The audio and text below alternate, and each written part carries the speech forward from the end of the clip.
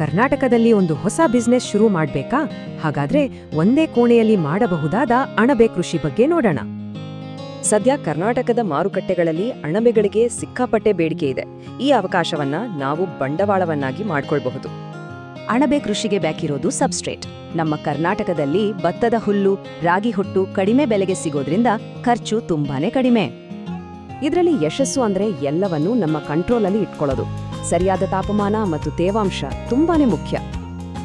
ಪರಿಸರವನ್ನು ಸರಿಯಾಗಿ ನಿಯಂತ್ರಿಸಿದ್ರೆ ನಮಗೆ ಉತ್ತಮ ಕ್ವಾಲಿಟಿ ಮತ್ತೆ ಜಾಸ್ತಿ ಇಳುವರಿ ಸಿಗುತ್ತೆ. ಇದೇ ನಮ್ಮ ಯಶಸ್ಸಿನ ಸೀಕ್ರೆಟ್. ನಮ್ಮ ಉತ್ಪಾದನಾ ಪ್ರಕ್ರಿಯೆ ತುಂಬಾನೇ ಸಿಂಪಲ್. ಈ 5 ಸ್ಟೆಪ್ಸ್ ಫಾಲೋ ಮಾಡಿದ್ರೆ ಸಾಕು, ಯಶಸ್ಸು ಗ್ಯಾರಂಟಿ. ಈ ಲೇಯರಿಂಗ್ ಟೆಕ್ನಿಕ್ ಇದೆಯಲ್ಲ, ಇದು ಪ್ರತಿ ಬ್ಯಾಗ್ನಿಂದಲೂ ಮ್ಯಾಕ್ಸಿಮಮ್ ಇಳುವರಿ ಕೊಡುತ್ತೆ. ಅಂದ್ರೆ ಲಾಭ ಜಾಸ್ತಿ. ಈ ಸ್ಮಾರ್ಟ್ ಸೀಲಿಂಗ್ ವಿಧಾನದಿಂದ ಗಾಳಿ ಆಡುತ್ತೆ, ಆದ್ರೆ ಯಾವುದೇ ಕಲ್ಮಶ ಅಥವಾ ಕೀಟಗಳು ಒಳಗೆ ಬರೋದಿಲ್ಲ. ಬೇರೆ ಕೃಷಿಯ ಹಾಗೆ ಇಲ್ಲಿ ಮಳೆ, ಗಾಳಿ ಅಥವಾ ಕೀಟಗಳ ಚಿಂತೆ ಇಲ್ಲ. ಆದ್ರೆ ನಮ್ಮ ದೊಡ್ಡ ಶತ್ರು ಬೇರೆ ಇದೆ. ಅದು ಕಣ್ಣಿಗೆ ಕಾಣದ ವೈರಸ್, ಬ್ಯಾಕ್ಟೀರಿಯಾಗಳು. ಹಾಗಾಗಿ ನಮ್ಮ ಅತಿದೊಡ್ಡ ಅಸ್ತ್ರ ಅಂದ್ರೆ ಅದು ಅತೀವವಾದ ಸ್ವಚ್ಛತೆ. ನಾವು ಹೈ ಕ್ವಾಲಿಟಿ ಸ್ಟ್ಯಾಂಡರ್ಡ್ಸ್ ಫಾಲೋ ಮಾಡ್ತೀವಿ. ಈ ಸ್ವಚ್ಛತಾ ಕ್ರಮಗಳು ನಮ್ಮ ಪ್ರಾಡಕ್ಟ್ ಕ್ವಾಲಿಟಿಯನ್ನ ಖಚಿತಪಡಿಸುತ್ತೆ.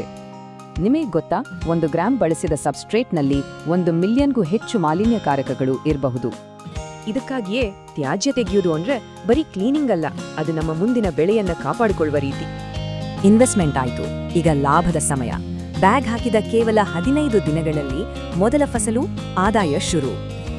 ಇದು ಝೀರೋ ವೇಸ್ಟ್ ಬಿಸ್ನೆಸ್. ಬಳಸಿದ ಸಬ್ಸ್ಟ್ರೇಟ್ ಅನ್ನು ಕೂಡ ಸಾವಯವ ಗೊಬ್ಬರವಾಗಿ ಮಾರಾಟ ಮಾಡಿ ಎಕ್ಸ್ಟ್ರಾ ಆದಾಯ ಗಳಿಸಬಹುದು. ಈ ಬಿಸ್ನೆಸ್ ಕರ್ನಾಟಕದ ಯುವಕರಿಗೆ, ರೈತರಿಗೆ ಮತ್ತು ಮಹಿಳಾ ಉದ್ಯಮಿಗಳಿಗೆ ಒಂದು ಸುವರ್ಣಾವಕಾಶ. ಅಣಬೆ ಕೃಷಿ ಕೇವಲ ವ್ಯವಸಾಯವಲ್ಲ, ಇದು ಕರ್ನಾಟಕದ ಫ್ಯೂಚರ್ ಬಿಸ್ನೆಸ್. ಬನ್ನಿ, ನಮ್ಮ ಜೊತೆ ಈ ಲಾಭದಾಯಕ ಪಯಣದಲ್ಲಿ ಕೈಜೋಡಿಸೋಣ.